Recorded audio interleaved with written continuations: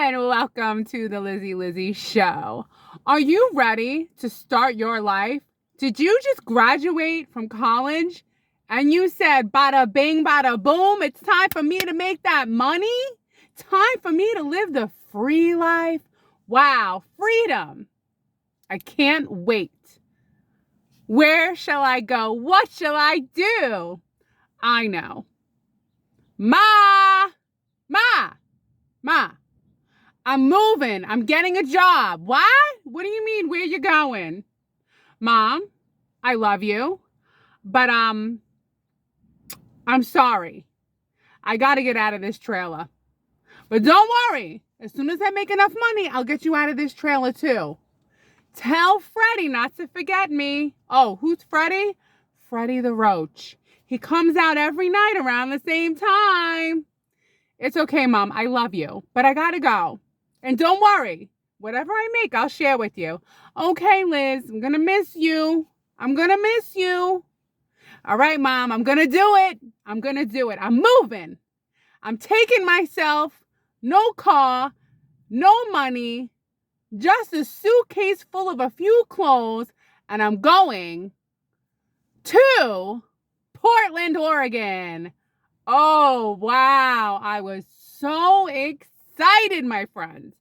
I was going to Portland, Oregon back in the day, before drugs were legal on the streets of Portland, before tents were considered homes in Portland, Oregon. I went to Portland, Oregon when it was a secret, when no one knew about it, when it really was the best place, besides Brooklyn, New York, of course, to live. Oregon is absolutely one of the nicest places that I have ever lived. But once again, my friends, I'm taking you back in time. This is many years ago, before things got a little crazy. But don't worry, things didn't work out the way I wanted them to.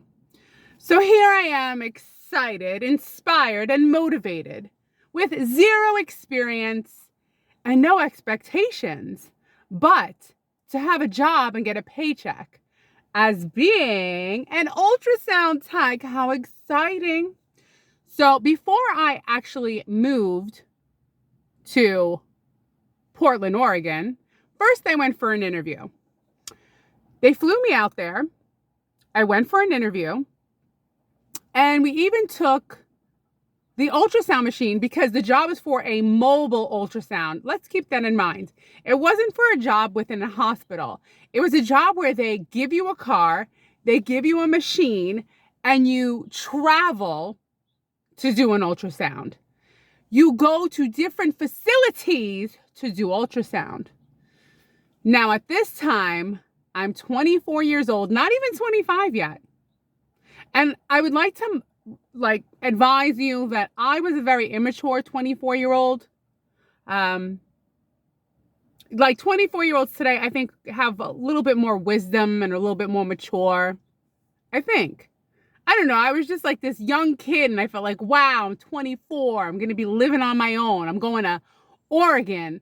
I'm going to have my own place to live, my own apartment, my own car, because they gave me a car. I had no car when I relocated to Portland, Oregon.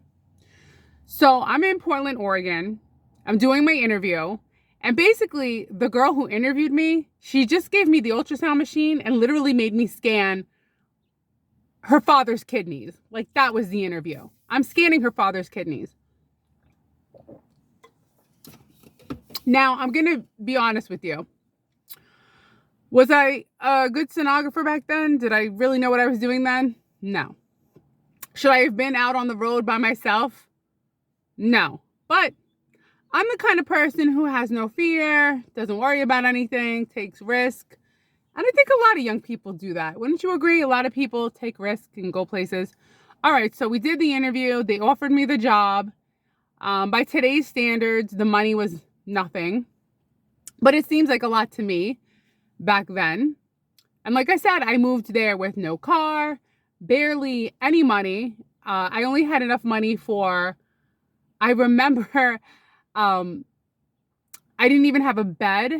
So someone literally left. This is back in the day. People were very trustworthy. They left like a mattress out on the street and they said $40. So I just left the money in the mailbox and took the mattress, like, and box spring. That's where I was at. I literally didn't even have a bed. So I took the mattress and box spring. That was my bed. I didn't have a sofa. I didn't have a TV. But I chose to have a radio, which I left on all the time. Again, I was very immature. And I got complaints about later on to shut the radio off. So I would just leave the radio on all day, like as if someone was home. Very immature. But I learned once I got complaints from the authorities of the apartment complex. So here I am in Portland, Oregon. And I absolutely loved it there. It was beautiful. The people, I remember the people there were engaging. They were deep. They were intellectual, friendly. I remember I was driving through a parking lot and I had no patience. I was maybe, going too fast. And this man in his car looked up at me and said, patience, patience. That's what he yelled at me. He yelled at me the word patience. I said, wow, these people really pride themselves on patience. This is going back because I graduated 2006, right? So this is maybe the end of 2006, 2007. People were very, very, very, very, very nice, okay? It was before everyone, got a little loopy. Anyway, which, by the way, I'm not there right now, so I don't know. I'm just going by what they show you on television. But I will tell you, the nicest people and the absolute most beautiful, gorgeous state you ever want to live in. The trees, it was lush.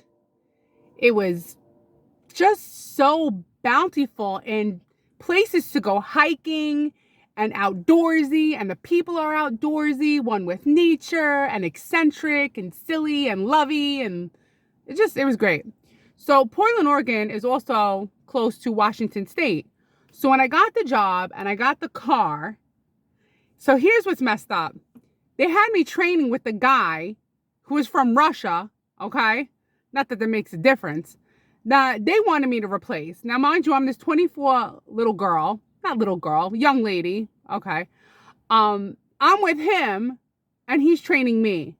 And I'm like, does he know he's training his replacement? Which really, I wasn't his replacement because I wasn't good enough. They let me go. But anyway, so I'm with him. We're going to all these different places, in and out of nursing homes, living facilities, jails. Yes, female jails. Then there were times where we would go to Washington State. I will say the best part of the job was the driving, because it was the only drive that you said, wow, this is absolutely stunning, like absolutely gorgeous. I would say the Pacific Northwest is one of the most beautiful areas of the United States. And there are many, but that's one.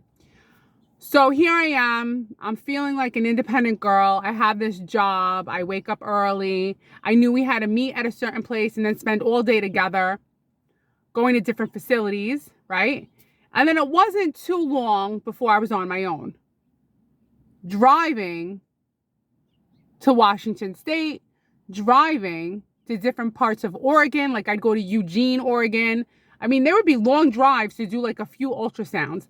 Now, let me just make a point at saying the way that these businesses make money is they make the money on the drive time.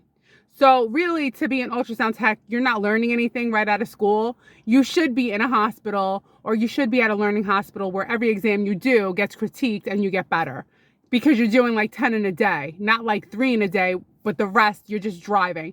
But as a young girl, I was so excited to have a job, to be free, to be on my own. I didn't even have to pay for the car. They gave me the car. I absolutely loved it. But what ended up happening is that, and I'll tell you specifically what happened. Actually, wait.